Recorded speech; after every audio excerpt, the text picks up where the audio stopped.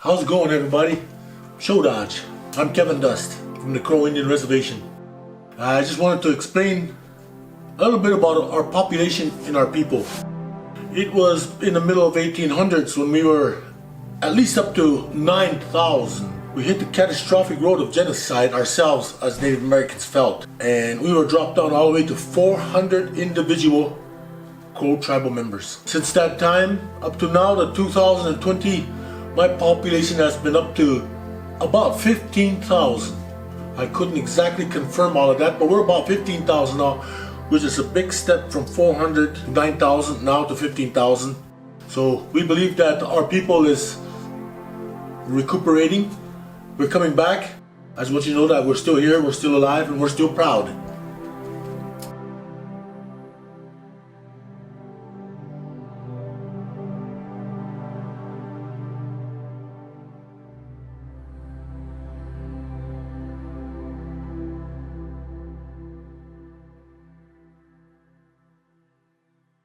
I want to tell you a little bit of history about our people. They call us a Crow, but in our own language we call ourselves Apsaloke. Now I'll tell you what this means and how it came about. I believe it was an error from the French. From the French it was. It was the first time that the Crow Indian people had met the white man for the first time from overseas. They happened to be French. So when the French and Crow met, of course, the French didn't speak Crow and the Crow didn't speak French. So we used our hands to speak. Somehow they understood that.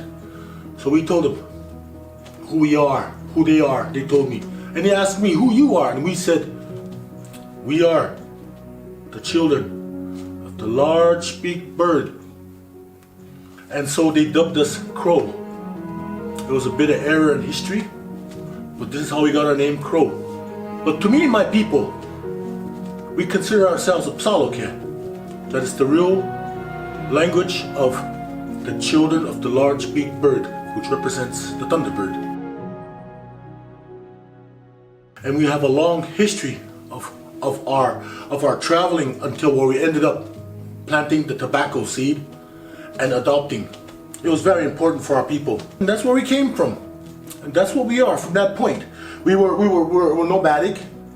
We're not stationary. We hunted buffalo. We followed migrating animals such as elk, deer. There's a few types of deers, and the buffalo.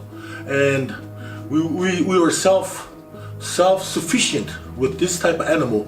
We made teepees out of them, and everything of the animal we used to make our clothing, our food, our shelter. We're moving like the great stars of our Father. We are called the Star Children, of course. And with all of this, today we still live in harmony with the earth. Our culture is the same as all Native American tribes, but with a different tradition. Now the Crow, we have a different tradition, we have a different beadwork, we have a different language, we have a different tradition overall that makes us unique. We used to own a vast territory of land back in the middle of the 1800s. When we signed the first treaty, we used to have owned land all the way from the Missouri all the way to Yellowstone. Now, the treaty had changed once or twice in our history, and we ended up with what we have today, which is settled down at the Little Bighorns of Montana, next to the Wolf Mountains, the Prairie Mountains, and the Bighorn Mountains.